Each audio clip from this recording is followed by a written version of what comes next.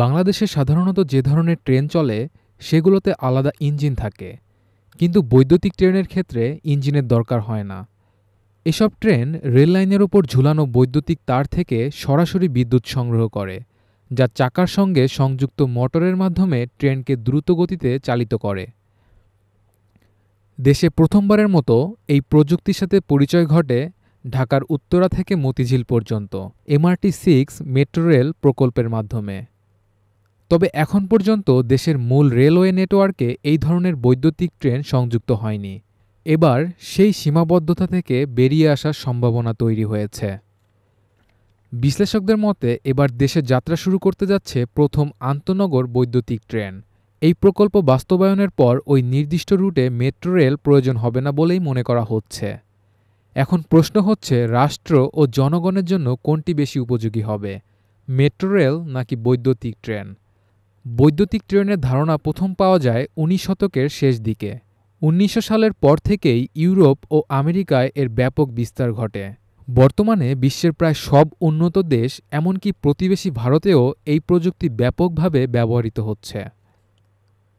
বাংলাদেশেও বিভিন্ন সময় বৈদ্যুতিক ও বুলেট ট্রেন চালুর পরিকল্পনার কথা উঠেছিল। একসময় কমলাপুর থেকে নারায়ণগঞ্জ পর্যন্ত পরীক্ষামূলকভাবে বৈদ্যুতিক ট্রেন চালুর পরিকল্পনা নেওয়া হয়। তবে পরবর্তীতে এই রুট MRT-6 প্রকল্পের আওতায় চলে যায় এবং সেখানে মেট্রো রেল চালুর সিদ্ধান্ত নেওয়া হয়। বর্তমানে অন্তর্বর্তীকালীন সরকার নতুন করে দ্রুতগতির বৈদ্যুতিক ট্রেন চালুর পরিকল্পনায় মনোযোগ দিয়েছে।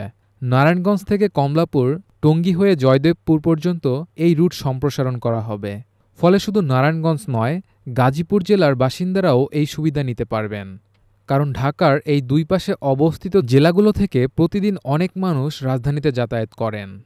এই প্রকল্প সফলভাবে বাস্তবায়িত হলে এটি মেট্রো রেলের মতোই শহরের পরিবহন ব্যবস্থায় গুরুত্বপূর্ণ ভূমিকা রাখতে পারে। সবচেয়ে বড় সুবিধা হলো অর্থনৈতিক দিক থেকে এই রুটে ইতোমধ্যেই ডাবল লাইনের রেলপথ রয়েছে, যা ব্যয়ের দিক থেকে অনেক সাশ্রয়ী। কমলাপুর থেকে টঙ্গী পর্যন্ত 4 লাইনের কাজ প্রায় সম্পন্ন। এই অবকাঠামো ব্যবহারের মাধ্যমে সহজেই বৈদ্যুতিক ট্রেন চালু করা সম্ভব।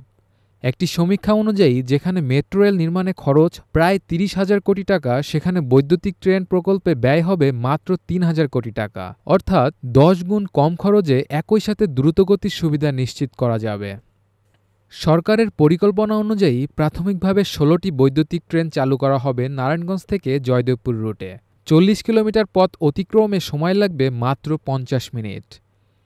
এটি শুধুমাত্র একটি নগর পরিবহন প্রকল্প নয়, বরং এটি হতে যাচ্ছে ঢাকা শহরের দুই প্রান্তের দুটি গুরুত্বপূর্ণ জেলাকে সংযুক্ত করার এক যুগান্তকারী প্রয়াস।